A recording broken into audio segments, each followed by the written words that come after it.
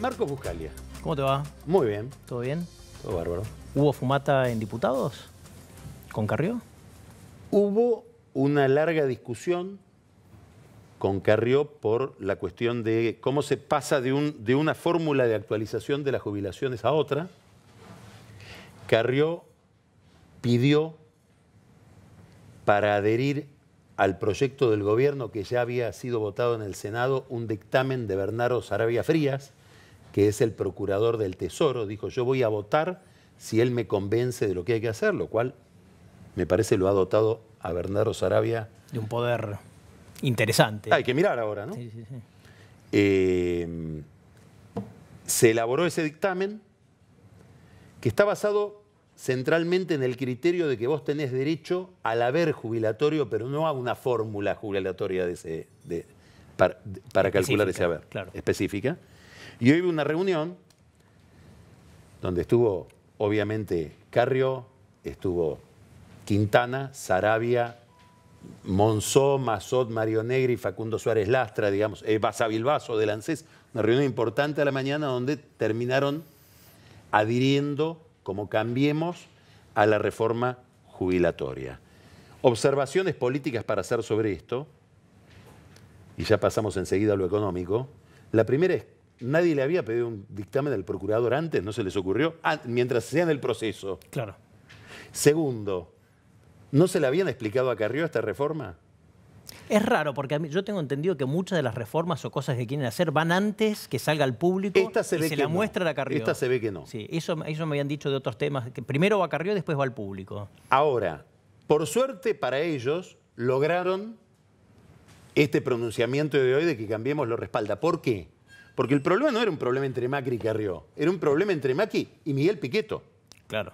¿Por qué? Porque Pichetto te va a decir, no voy a quedar yo en una posición más oficialista que la de Carrió.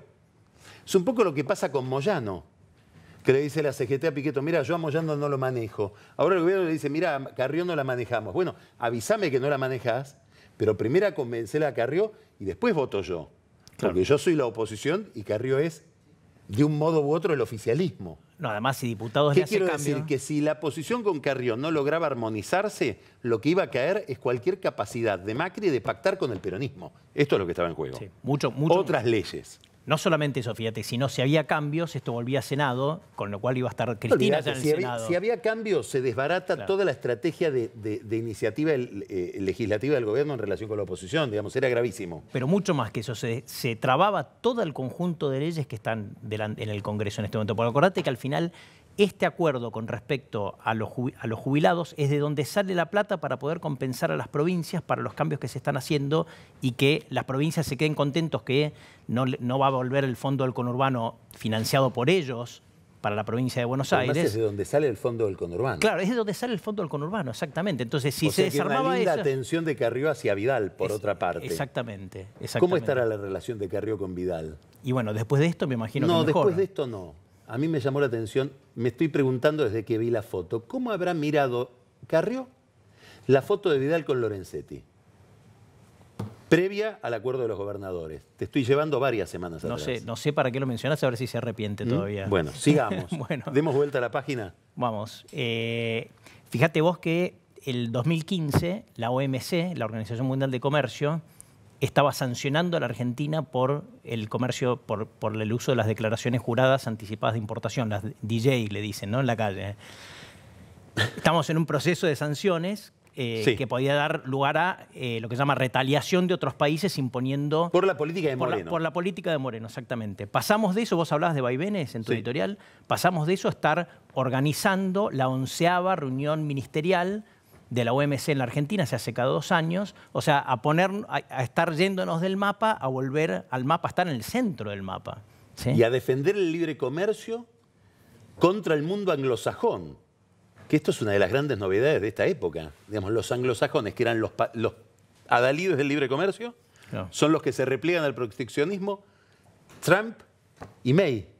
Claro, cuando fíjate vos que la OMC nace en el 95, pero es la sucesora de lo que llama el GATT, que es General Agreements on Tariffs and Trade, que es básicamente son acuerdos que se hicieron varios acuerdos después de la Segunda Guerra, cuando los países, justamente Inglaterra y Estados Unidos, dicen el aumento del proteccionismo al final de los años 20 y principios de los 30 fue uno de los grandes causantes de la Gran Depresión, que fue lo que llevó a la Segunda Guerra Mundial. Entonces tenemos que hacer algo para tener normas unificadas de comercio. Ahí nacen los acuerdos que se llaman de GATT. Por ejemplo, ¿Qué es lo que va a pasar aquí en Buenos Aires con la OMC? Bueno, básicamente, ¿Por qué es importante? Básicamente se avanzan en distintas agendas de armonización de comercio. Lo que busca la OMC es básicamente que haya un comercio transparente, con reglas uniformes para todos, lo que se llama Most Favored Nation, lo que yo te doy a vos, ¿sí?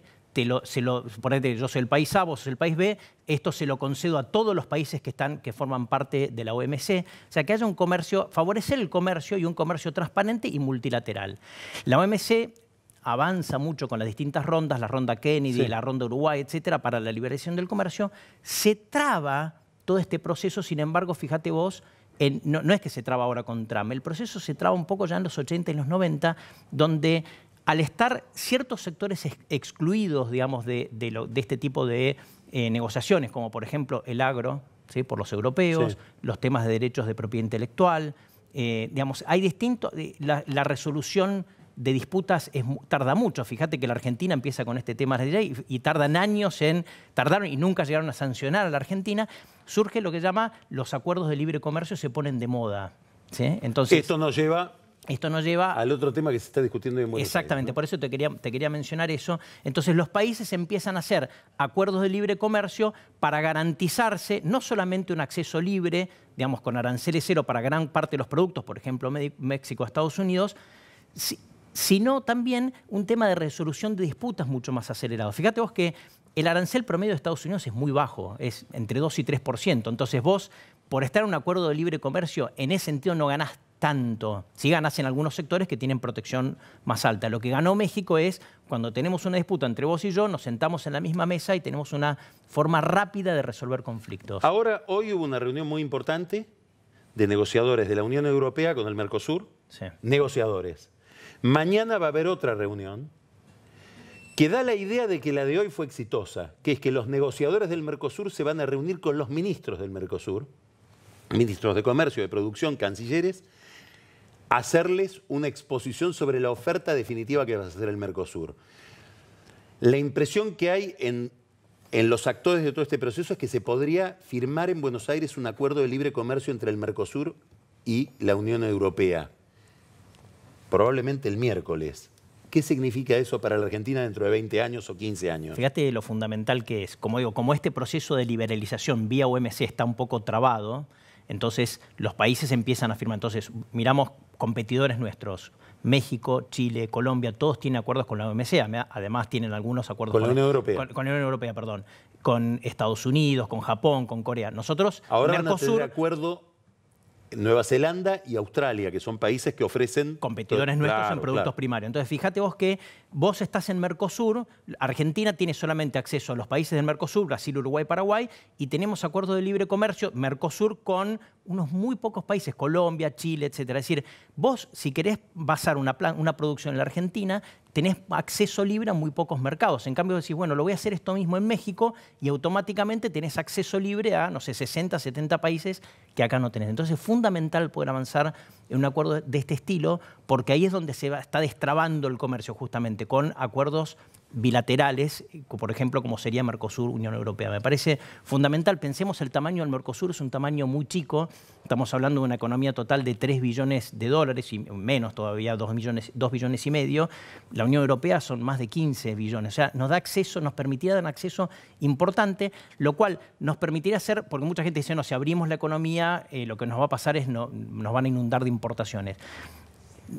Para importar hay que exportar. O sea, lo que nos va a permitir nos va a permitir un acuerdo así es sí importar más, pero también exportar mucho más. Entonces yo creo que esto, Argentina y Brasil son los países más cerrados del mundo, somos los países que menos comerciamos con el resto del mundo. No hay casos de países exitosos del tamaño de la Argentina que permitan crecer en forma sostenida siendo una economía cerrada como la Argentina. Entonces yo te diría, sería un paso fundamental. Realmente sería un cambio. Bueno, quiere decir que sería un cambiemos. Bueno, eso sí sería un cambiemos. Eso puede pasar esta semana. Vamos, gracias Marcos. A vos.